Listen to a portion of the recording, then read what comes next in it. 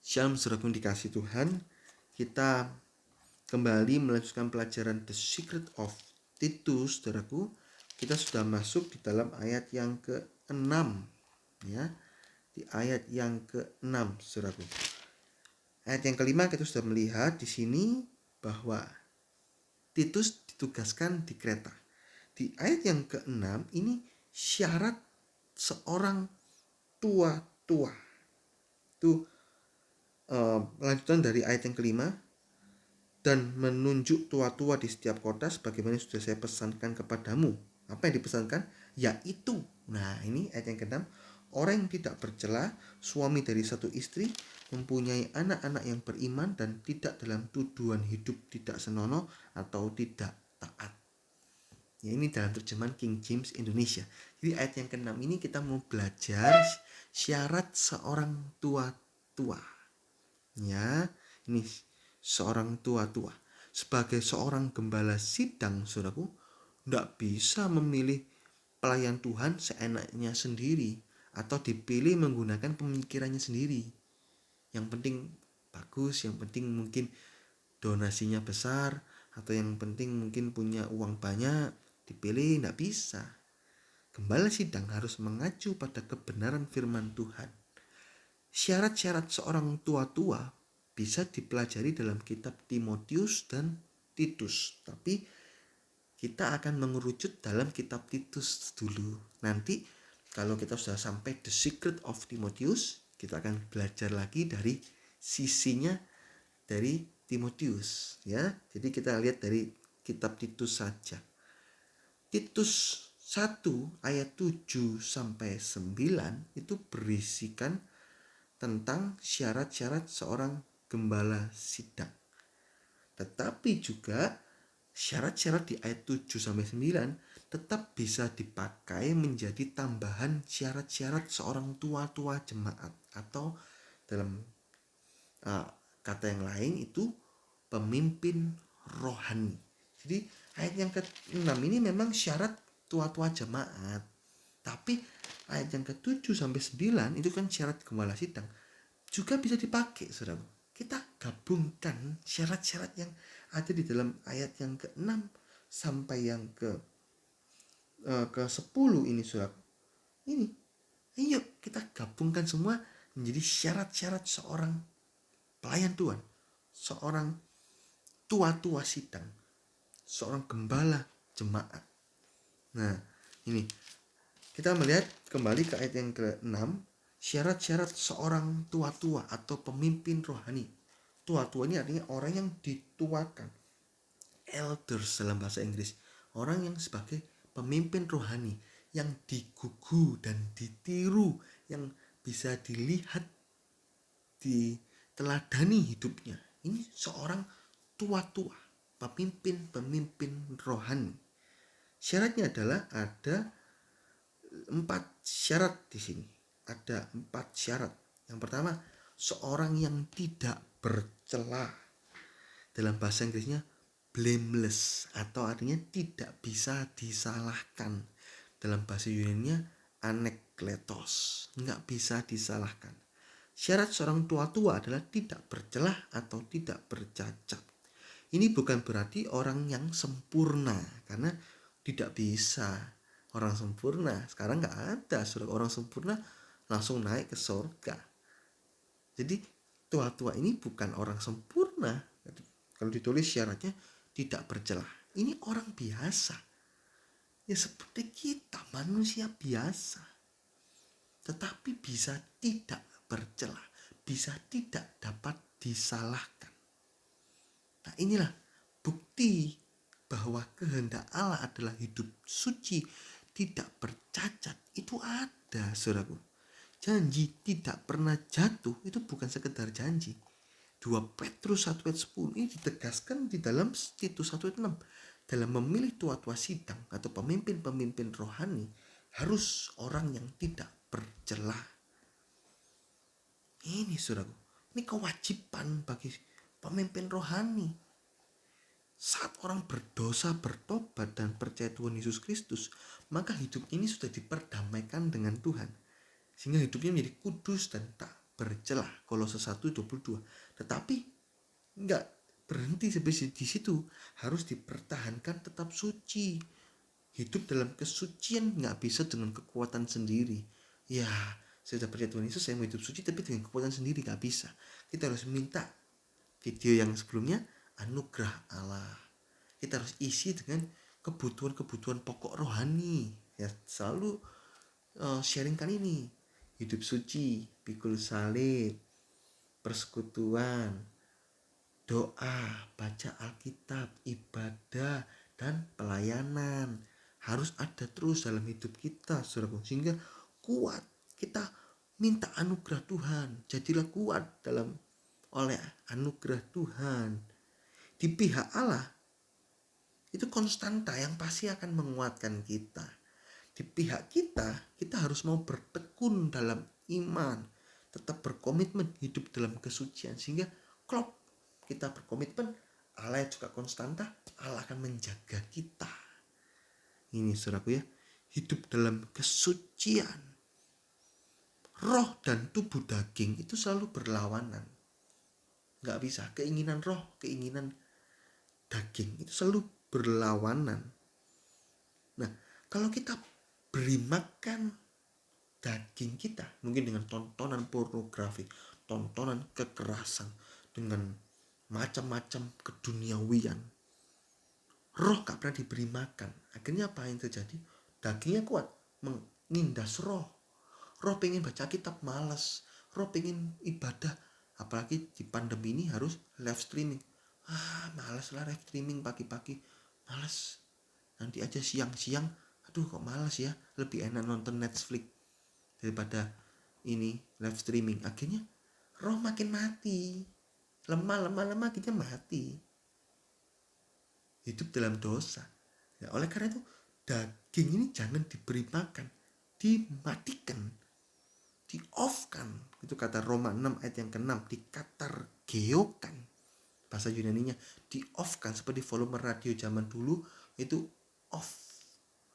Dinulkan, dinulkan, dibuat tidak bersuara. Satu saat itu akan off. Itu saat kapan?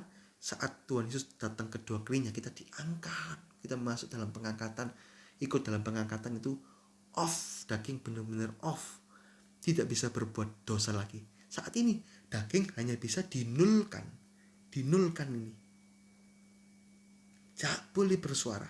Roh dibuat bersuara, dikuatkan, diberi makan dengan 7 kebutuhan pokok rohani tadi, hingga kuat.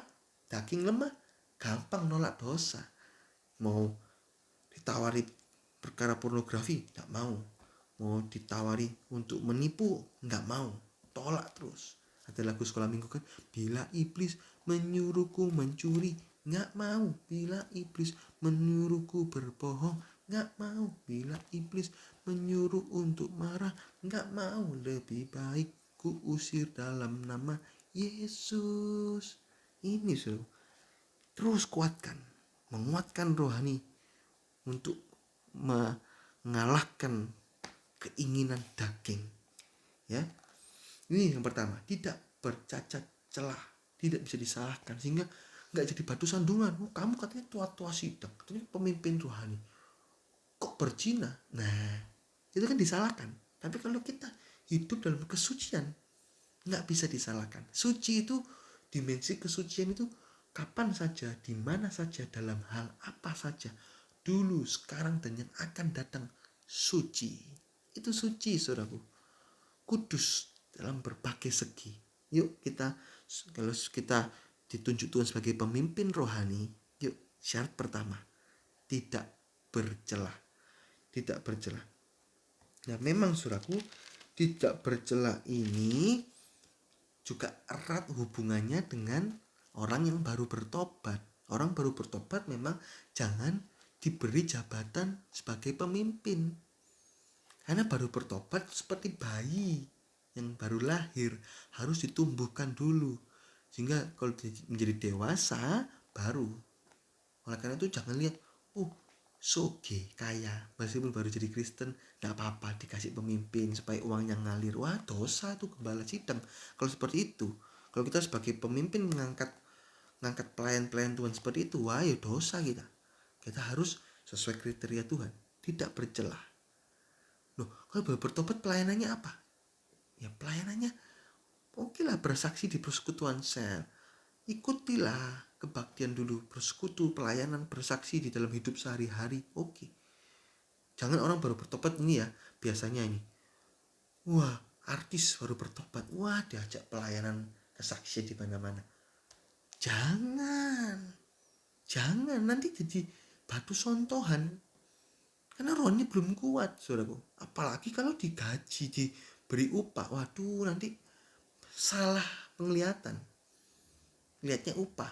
Akhirnya kalau upahnya diberinya kecil, atau mungkin kok ini namanya orang dengar no kesaksian berkali-kali kan tidak mungkin.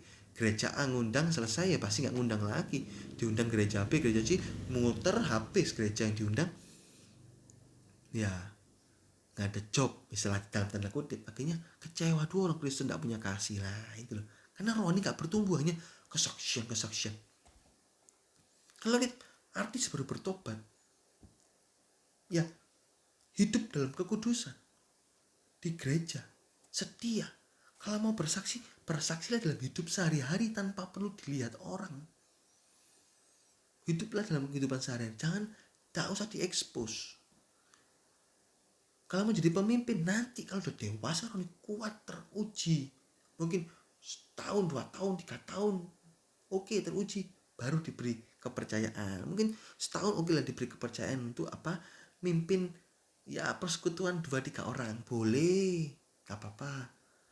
Tapi jangan diberi jabatan gembala sidang di cabang. Wah, jangan. Belum ngerti firman dalam. Ayo terus tumbuh terus. Yang penting itu pelan-pelan dulu. Syarat pertama, tidak bercelah. Itu harus dipenuhi dulu. Nggak bisa dalam hitungan 1-2 hari, nggak kelihatan. Itu mungkin hitungannya setahun, 2 tahun, 3 tahun. Lihat, oh ini oke, baru diberi jabatan lebih. Mungkin ketua apa boleh. Ya, ini orang syarat pertama. Kedua, suami dari satu istri. Jelas di sini bahwa poligami tidak diperbolehkan. Tetapi ayat ini tidak berhenti sampai hal poligami, melainkan juga tentang perceraian. Saat orang bercerai hidup, bukan bercerai mati ya, bercerai hidup, kemudian dia menikah lagi, maka dia tetap dianggap suami dari 2 istri. Karena perceraian tidak dibenarkan dalam alasan apapun. Matius 5:32. Sudah bisa tonton video saya di dalam The Secret of Titus ayat Titus pasal 1 ayat yang ketiga. Saya bagi dari beberapa video tentang hal praktis menafsirkan ayat-ayat firman Tuhan. Dalam Matius 5 ayat 32 itu saya berikan contoh menafsirkan Matius 5 ayat 19, Matius 5 ayat 18, ayat 32. Itu saudara bisa lihat video itu. Perceraian itu boleh enggak sih? Itu bisa. Sekilas saya berikan penjelasannya di situ. Ini suami dari satu istri harus. Ketiga, mempunyai anak-anak yang beriman. Nah, anak-anak yang beriman tidak otomatis, melainkan harus ada didikan dan teladan yang baik dari orang tua. Para pemimpin rohani atau tua-tua sidang ini jika menikah, maka harus bisa mendidik anak-anak dengan baik, bukan membiarkan dalam hidup dosa. Akhirnya di batu sontongan. Kamu mimpin gereja bisa, tapi anak-anakmu loh, ada yang kena narkoba, ada yang kena apa. Aduh, jangan saudaraku. Ayo didik anak kita dengan baik. Dari segari kecil didik, isi dengan perkara-perkara rohani. Sedari kecil, maka pada masa tuanya pun dia tetap kuat. Tapi kalau masih kecil diisi dengan perkara-perkara dunia, nanti manja, nanti besok besar penuh keduniawian. Jadi hati-hati saudaraku ya, punya anak-anak yang beriman harus dididik dengan baik. Jika tidak bisa mendidik anak dengan baik, bagaimana mendidik jemaat? Selain itu, saudaraku, bisa menjadi batu sontohan saat pelayanan. Oleh karena itu, ayo didik anak kita dengan sungguh-sungguh. Kalau kita sungguh-sungguh, Kisah 16 ayat 31, seisi rumah akan diselamatkan.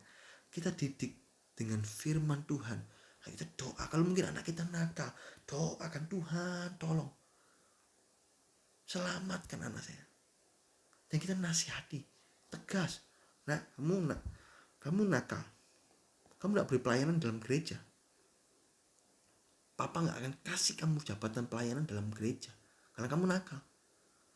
Kamu bertobat dulu, sungguh-sungguh dulu, tegas. Jangan kompromi dengan dosa si anak. Itu jelas. Dan jemaat akan melihat, oh ya memang ini tegas terhadap anaknya. Anaknya gak dikasih jabatan pelayanan. Itu tanda tegasan. Kalau enggak, ya sudahlah, gak apa-apalah kamu habis berzina toh, ya sudah gak apa-apa, mimpin aja. Gak apa-apa, kan bertobat. Dinikahi kok. Loh, jangan saudaraku, nanti jadi batu sontohan. Itu loh saudaraku ya. Jadi ayo, bagaimana jika anak itu sudah berdosa, apakah gak boleh melayani Tuhan? Boleh. Tapi nanti kalau misalnya lu kok MBA, married by accident, married karena kebobolan dulu, ya bertobat, minta ampun sama Tuhan, bertobat. Selanjutnya jangan diberi pelayanan, jabatan pelayan penting ya, bersaksilah dalam hidup sehari-hari, hidup suci dulu, pelayanan apa adanya dulu yang tidak kelihatan. Jangan diberi jabatan ketua ini, wah jangan jadi batu sontohan. Harus dididik dulu. Wah kalau married by accident ini, waduh berat saudaraku, mungkin bisa berapa tahun kalau saya boleh berikan nasihat seperti itu. Karena gak gampang saudaraku untuk memberikan jabatan pemimpin dari orang yang sudah istilahnya cacat ya. Married by accident itu cacat, gak bisa diperbaiki. Ya kalau mau mendapat jabatan ya harus menunggu lama. Itu kita sebagai seorang pemimpin, sebagai gembala, kita harus melihat berapa tahun Tuhan anak ini gak boleh memimpin. Sampai itu benar-benar dapat peneguhan dari Tuhan, ya oke lah, diberi kepercayaan. Kalau gak gitu jadi batu sontohan. Wah, ketua kaum muda, ketua apa, itu adalah orang yang jadi married by accident. Jangan. Sungguh-sungguh bertobat, hidup dalam kesucian dulu, sampai benar-benar terpercaya hidupnya, baru diangkat. Oleh karena itu yang terbaik adalah tidak sampai berbuat dosa. Sedari dini didik anak-anak rohani kita, anak-anak kita. Ini jelas anak-anak. Jadi anak-anak kita dididik dengan baik, sehingga kita pun juga bisa menjadi teladan yang baik. Oh iya, memang dia bisa mendidik anak dengan baik. Oke, pantaslah dia bisa mendidik jemaat ya. Ini ketiga. Keempat, tidak dalam tujuan hidup tidak senonoh atau tidak taat. Ini bukan berarti hidup tidak senonoh ini hidupnya kotor, tidak pernah mandi, bukan ini ya. Ini artinya adalah punya kesaksian hidup yang baik. Hidup tidak senonoh ini diidentikan sebagai hidup dengan mabuk anggur dunia. Efesus 5 ayat 18. Efesus 5 ayat 18. Janganlah kamu mabuk oleh anggur, karena anggur menimbulkan hawa nafsu. Tetapi hendaklah kamu penuh dengan roh.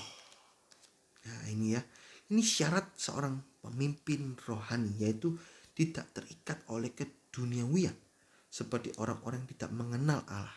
Daftarnya dalam 1 Petrus 4 ayat ketiga, yaitu hidup dalam percabulan, hawa nafsu daging, mabuk anggur dunia, pesta pora, hura-hura, pesta minuman keras. Ini pesta, ini artinya berarti mengajak orang-orang untuk terjun dalam kubangan yang sama, juga gak boleh. Ini dan juga penyembahan berhala-berhala modern. Nah ini daftarnya dalam 1 Petrus 4 ayat yang ketiga. Melainkan harus hidup penuh ketaatan, bukan suka berontak. mentang-mentang tua berontak sama gembala sidangnya. Wah, aku jabatan ini kok aku berontak. Jangan. Harus taat, tidak suka berontak. Taat itu terbentuk dari unsur TA tambah AT tambah tekun. Nah, itu singkatan dari taat. Apa artinya itu? Tambah itu salah satu komponen ketaatan. Kita nggak bisa taat hanya satu dua hal, tapi harus bertambah tanpa terkecuali di segala waktu, tempat, keadaan. Belajar mulai dari perkara kecil seperti taat perintah orang tua, taat pemimpin, sampai taat yang lebih besar lagi, itu taat tambah. Kedua, tekun. Tekun ini menaati firman Tuhan di sepanjang umur hidup kita, walaupun gak mengerti, tetap percaya bahwa firman Tuhan sempurna, gak pernah salah. Roma 3:4. Kita harus senantiasa taat. Filipi 2:12. Karena ketaatan tidak mempunyai kata durasi. Selama kita masih bernafas, kita memiliki pemimpin yang itu harus kita taati, terlebih kepada Tuhan. Jika kita belum bisa menggabungkan kata tambah, kata tekun sebagai unsur ketaatan, maka jangan diangkat sebagai pemimpin kalau kita belum bisa menemukan kata taat pada diri orang. Jangan. Oleh karena itu, sebagai seorang gembala sidang harus sungguh-sungguh berdoa, melihat apakah ini sudah waktunya diangkat atau masih belum, harus menunggu dulu. Nah, ini saudara, orang ya kalau semakin dalam fondasinya, pada waktu diangkat itu kuat. Oleh karena itu yang penting itu fondasi yang kuat dulu. Jangan ujuk-ujuk dalam bahasa Jawa. Wah, cepet diangkat. Nanti fondasinya gak kuat. Akhirnya sudah diangkat tinggi, jatuh. Itu loh saudaraku, hati-hati. Ya, ini ya, tambah tekun. Ketaatan ini bersifat progresif, terus tambah. Juga tidak memiliki durasi, ada ketekunan. Ini ya, ini ayat yang ke-6 tentang syarat-syarat tua-tua sidang atau pemimpin rohani. Di ayat yang ke-7 sampai yang ke-9 itu adalah syarat bagi seorang gembala sidang. Dalam hal ini Titus. Titus diberikan total ini 14 syarat yang harus Titus penuhi, dan Paulus yakin Titus bisa memenuhinya, saudaraku. Dan syarat ini juga bisa dipakai sebagai syarat mengangkat pemimpin rohani, juga bisa, seperti yang saya sudah katakan di awal. Jadi bisa digabungkan ayat 6, 7, 8, 9 itu sebagai syarat dalam mengangkat pelayan Tuhan, pemimpin rohani.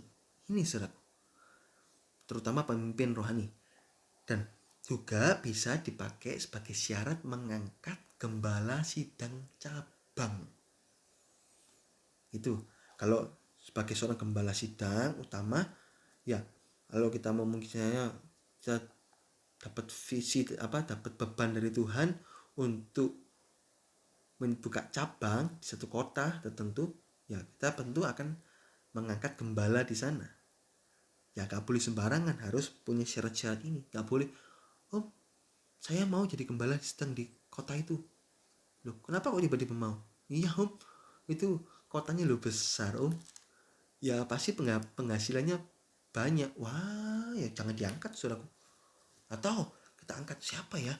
Saya mau buka gereja di kota Semarang misalnya. Saya tak pilih aja yang soge, sing kaya, sehingga dia bisa bangun gereja, dia bisa kuat di sana, finansinya kuat kok. Ya, jangan milih yang seperti itu, saudaraku. Pilihlah sesuai syarat-syarat ayat yang ke-7, 6, 7, 8, 9 ini ya.